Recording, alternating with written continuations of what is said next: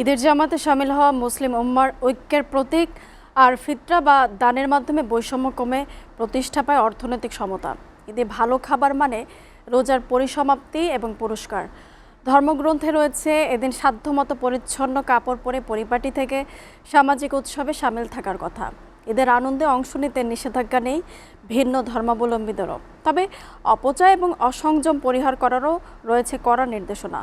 বিস্তারিত জানাচ্ছেন তাশেক সঞ্চয়ের প্রতিবেদন। মদিনায় হিজরতের পর ৬২২ খ্রিস্টাব্দে মুসলমানরা ঈদ উপহার পান মহানবী হজরত মুহাম্মদ সাল্লাল্লাহু আলাইহি ওয়াসাল্লামের মাধ্যমে।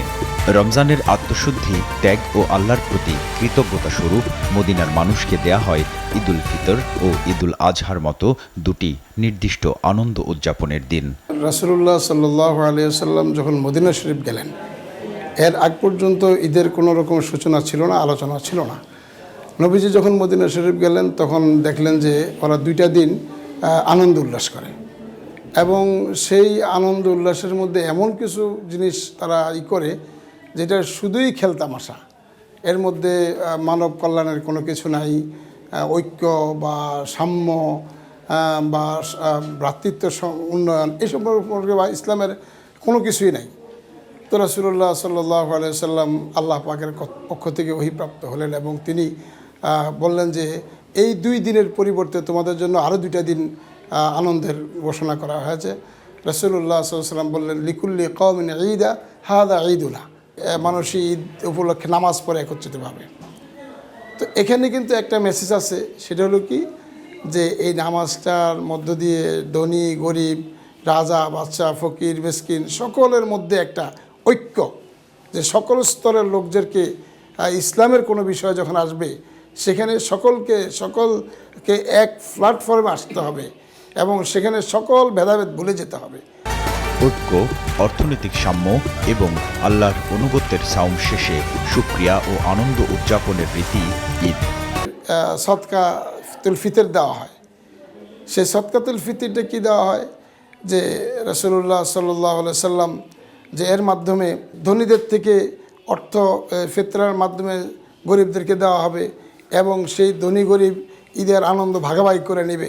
ঈদুল ফিতর এইটা হলো আপনার 2টা জিনিসের সমন্বয়। একটা হলো যে 1 মাস আপনার সিয়াম সাধনার পরে যে আল্লাহ তাআলা একটা পুরস্কার দিলেন, সেই পুরস্কারটা হলো কি আনন্দ উদযাপন করা।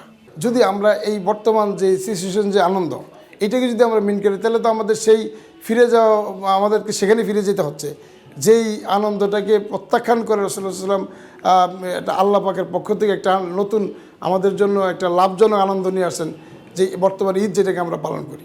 আর আমাদের দেশে যেটা হচ্ছে সেই কেনাকাটা, বা বেফাহেস চলাফেরা, উঠা বসা, যে ঈদ মানে হলো যে আনন্দ বলতে যেটাকে আল্লাহর থেকে বিমুখ হয়ে শুধু মানুষের দিলের তামান্না খায়েশ এজহার করার জন্য যেটা হয়, সেটা যদি হয় তাহলে তো সেই আমরা আগের জায়গায় ফিরে গেলাম। ইন্নাল মুবাজ্জিরিনা কানু মিন ইখওয়ানিশ শাইতান, আল্লাহ কোরআনে বলছেন যে যারা অপচয় করে তারা শয়তানের ভাই। ঈদুল ফিতর মানে তো হলো যে যেটা আমরা রোজা ভাঙ্গার বিষয় আসে। তো রোজা ভাঙ্গা তো সেটা তো আপনার সেই বিলাসবহুল খাবার অ্যারেঞ্জমেন্ট এখানে নাই। ঈদের ব্যয়, কেনাকাটা, খাওয়া দাওয়ায় যেমন মিতব্যয়ী তার ছাপ থাকার পরিষ্কার নির্দেশ রয়েছে, তেমনি সাবধানতার কথা বলা হয়েছে ভিন্নধর্মী সংস্কৃতির সাথে গুলিয়ে না ফেলার। তবে বাধা নেই ভিন্ন ধর্মের মানুষদের সাথে খুশি ভাগাভাগিতে। অমুসলিমদেরকে ধর্মীয় কার্যক্রম যেগুলি আপনার সামাজিকতার সাথে জড়িত যে অংশটা, যেমন খাবার দাবার বা মানবিক সুবিধা, এই সমস্ত সুবিধাতে অমুসলিমরাও মুসলমানদের এখানে অংশগ্রহণ করতে পারে। যেমন আল্লাহ তাআলা নিজেই মুআল্লাফাতুল কুলুব হিসেবে কোরআন শরীফে অমুসলিমদেরকে যাকাত দেওয়ার একটা খাত 7 জনের একটা বলেছিলেন, যাতে তাদের মনের মধ্যে একটা তাশেক সঞ্চয়, SATV, ঢাকা। পৃথিবীর সকল মুসলমানদেরকে